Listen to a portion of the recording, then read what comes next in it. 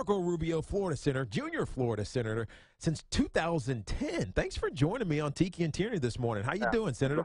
Good. I'm glad to be on. I'm excited to be on. Yeah, this will be fun. Now you know my co-founder of my company, Mark Gerson, and he's I been do. he's been telling me to get you on the show. I think literally now for about 4 months. You got to get Marco on. You got to get Marco on. You got to get Marco on. And now we have the opportunity. Tell me your passion in Florida, and here's why. You went to Florida undergrad, right? Yeah. And law Yep. school at Miami. How do you separate? Who do you root for?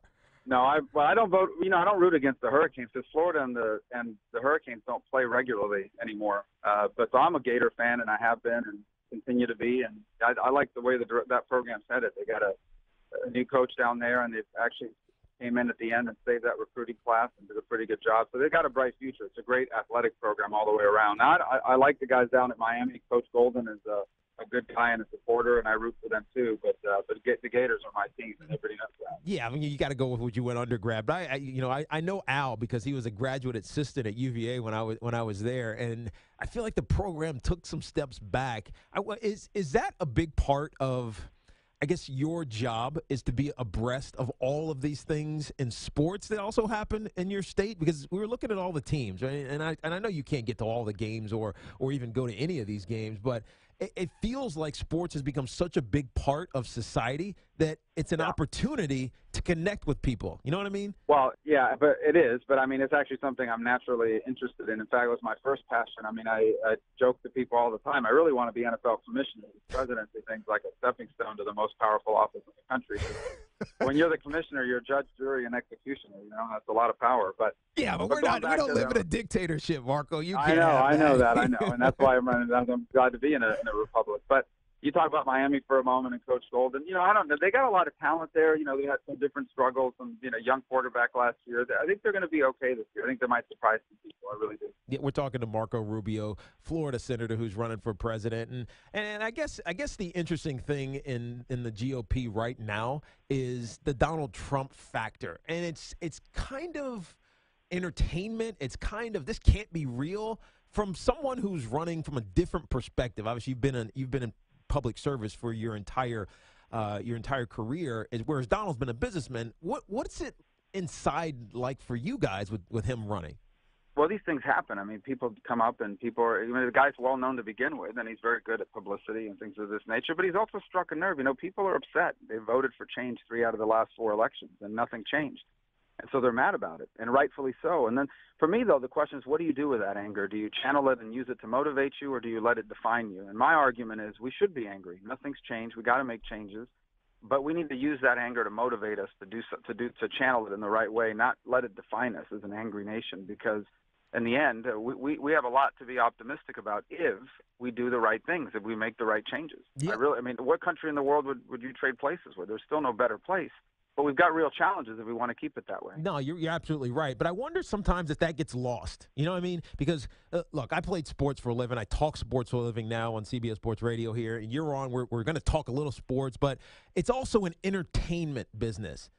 Is it dangerous for politics to get into the entertainment business as opposed to the policy business? Well, look, you're in politics like anything else. You're competing for people's attention. So they've got things going on in their lives. They've got other things they could watch. So there is a factor in play. I don't know about entertainment, but you've got to be interesting. Otherwise, people won't listen to what you're saying. And it's got to be authentic, too.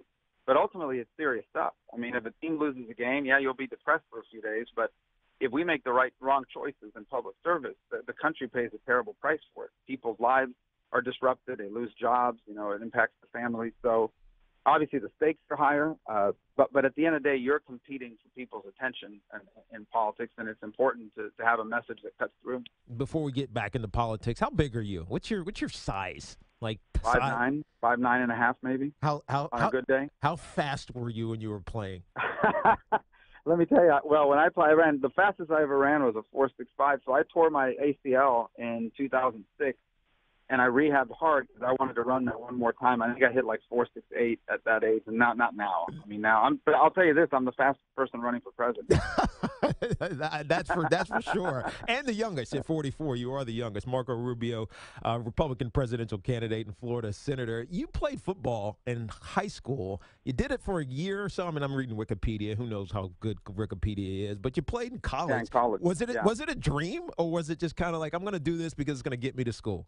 Yeah, I mean, obviously, I would have wanted to go as far as I could. At one time, I thought I might go into coaching and kind of flirted with that a little bit. But, I mean, at some point, you grow up and realize you either have, that's a very high level. I mean, just to play Division I is a very high level. And obviously, I didn't have the body for that or if you're going to be my size, you better run a 4.3, unless you're Wes Walker and really change direction. As a receiver, I'm saying. A running back, 5'9" is a good size, but you got to be able to carry 205 pounds or whatever. So I knew I was realistic about that. And once I figured, the reason why I left that school is I had some financial problems. It did actually go under a couple of years later. So wow. I was afraid I'd lose all those credits if I didn't transfer sooner rather than later. So it all worked out. But I miss football. I'm very involved. My sons both play, and I'm actually a big fan of high school football. I encourage everyone to tune in tonight to ESPN. There's a great Florida game. Booker T. Washington, a team I'm pretty close to, takes its 42-game win streak up against the perennial powerhouse down there, St. Thomas. Oh, wow. Wow. Look, when I was in high school, I wish that football could have been on ESPN and got national spotlight, because me and my brother we were pretty good. Our team wasn't any good, but we were pretty good. One of the interesting intersections of politics and sports happens in a country where your parents were from, and that's Cuba. We know the names. You see Puig, Yoenis Cespedes, Aroldis Chapman, and way back in the day, El Duque, even though it's not that far back in the day. And they come over, they escape, for lack of a better word, and find their riches and successes here in the United States. And now we've opened or started to open relationships or a relationship with Cuba. And I know you're against that. Explain why. Well, I'm okay with making changes, but they have to be reciprocal. In essence, if we're going to change, they need to change something. Their government is an oppressive government. Actually, the sports thing ties into it. If you're a professional baseball player in Cuba, and you decide, I want to go play in the United States, they will not let you. What kind of country says to you can only play here, we won't let you leave and go somewhere else? Well, that's how they treat their entire society. It shocks you. People in Cuba have no access to free internet, open internet. They have access in a very limited basis to the Cuba internet. That means they can't read the Wall Street Journal, the New York Times, the Washington Post, or a Spanish language publication. They have no access to outside information. There is no private economy. It's all owned and controlled by the government. There's no independent political party. So if you don't like what the government's doing, they'll put you in jail. I mean, I think they should not be the only country in the Western Hemisphere that can't vote for their own leaders. Yeah. Now, don't you think that would change, though, as the influence? Because, as you say, it's 90 miles, right? It's not that far. There's so many of Cuban escapees who are sitting right in your constituency. It's 90 miles. Don't you think the influence of our country on them will help change that? It could if it was open and unfettered, but it's not. It's controlled. In essence, we may be open to them, but they're not open to us. So they're not going to allow us, for example, to go down there now and open up an independent newspaper or go down there and open up a radio station. They'll allow you to go as a tourist and stay in the hotel and get a suntan on the beach. But they're not going to let you go over there and interact with people and encourage them to aspire to freedom. They've actually openly said it. They're not changing anything. All the changes are coming from us, but they're not opening up anything. So they'll let you go spend more money there, but they won't let you do anything to change people's lives. Now, what about those people, and I'm one, who have a curiosity, who say, God, I'd love to just go see Cuba, even if it's just to go get a cigar. But I'd love to just go down there and see it. What should we be thinking? Well, a couple points. Number one, in Cuba, virtually anywhere you're going to stay is a stolen property, because when the Cuban government, the revolution there took over, they took private property away from people, including American companies. And so it's like if you opened up a business and the government came and took it from you, and a year later people are buying products from the business you built that was stolen from you. So if you're staying at a hotel, you're trafficking in stolen goods. And any money you leave behind in Cuba is going directly into the hands of the Cuban military, which controls the entire economy. They've got some small little homes that you can go to a restaurant and so forth, but by and large, the entire economy is controlled by the Cuban military. So every dollar you spend down there is basically you're putting it right into their pockets. It doesn't even trickle down to the people, really. Yeah, I don't know if most people think of it that way. I certainly did. Marco Rubio, Florida senator and Republican presidential candidate. When you think about another country that has, I don't want to say stolen things, but they have hacked, or at least we believe they have, China. You wrote an article today in the Wall Street Journal. China has been interesting, mainly in the news the last couple of days because of the economic turmoil that it's caused. What's your stance towards that empire? Well, it was important before this week. I mean, China has 1.3 billion people. It's the second largest economy in the world. They have nuclear weapons and a growing military. They're a factor, and they're going to be. And the question is, what direction does it go? And it's not going in a good direction now. It's not the people of China we have a quarrel with. The people of China want to be more like America.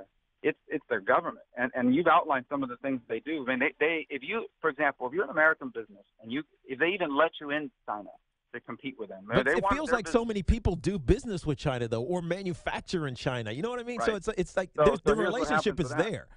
Yeah. So what happens with that is, and you're right. I mean, there is some, but by and large, what they do is they allow you to manufacture, but they put their people in those factories.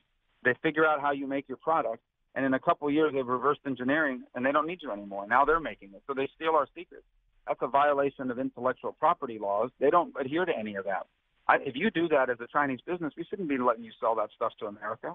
If you're the individual that's behind the computer hack that's stealing those records, you shouldn't be allowed to do that either. Yeah. They manipulate their currency. So, in essence, why do our companies are not allowed to do business there, but their companies are allowed unfettered access to our economy? These are the kinds of things we have to be thinking through, because engaging with them alone is not going to change them. There has to be a cost-benefit trade-off here with them. Yeah, Marco Rubio here, Florida senator and presidential candidate. All right, we have about a minute or so left. I have a very succinct question for you.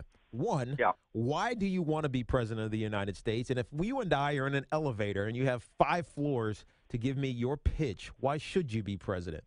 Because I want it to still be a country where people can do for their children what my parents did for me. You know, my parents came from Cuba. They were a bartender and a maid. They were never rich and famous, and they left all 4 of their kids better off than them.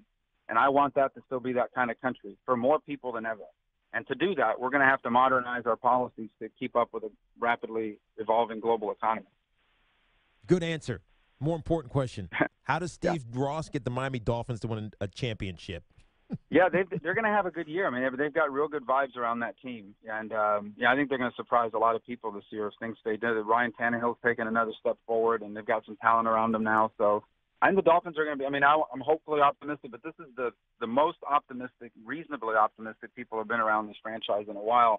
You know, I think the big story in the AFC for the next few years is going to be Indianapolis. I mean, with Andrew Luck and the talent they surrounded him with, and the Patriots are in our division. So you can have a good team, but you can be blocked from the promised land by an even better team that's standing in the way in your own conference. And we'll have to keep an eye on Indianapolis. I think they're going to have a really good year. That's for sure. Now, Marco, I need 2 seconds to confirm a rumor that I've heard, and I think it's actually true. You're married to a former Miami Dolphins cheerleader?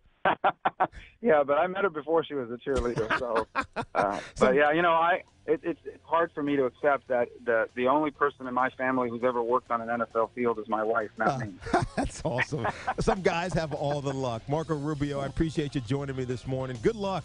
We'll be watching this for sure. It is interesting and entertaining and very, very relevant. The presidential election coming up